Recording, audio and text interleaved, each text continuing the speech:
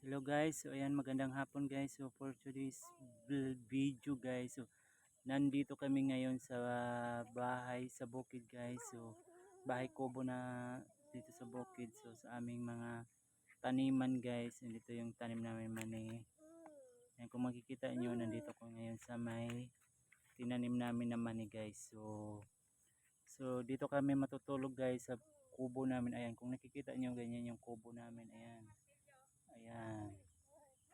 So, ayan ang ganda ng kubo, kahit maliit, ang mahalaga ay masaya.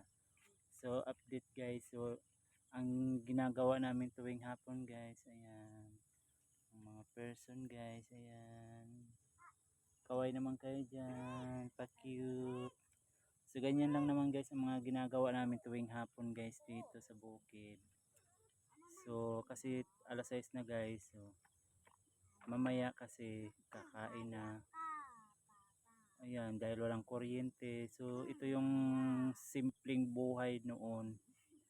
Tapos hanggang ngayon, ang ganda naman talaga ng ano namin, bahay. Kasi nasanay kami sa tumira sa bukid guys. So, kaya, ayun, kaya nandito kami ngayon. Sa aming bahay kubo, dito kami matutulog guys. So, enjoy, enjoy. Ayan. Walang ilaw, walang kuryente guys. So nandito lang kami guys, walang ilaw, walang kuryente, walang ano pa man. So ganito, napakasimple lang ng buhay guys dito sa bukid. So kaway-kaway sa mga nakaranas dyan, o sa mga nakaranas tumira sa gantong bahay, shout out sa inyo guys. So proud na proud tayo. Yan. Ayan, maraming salamat guys sa panonood. Thank you so much. So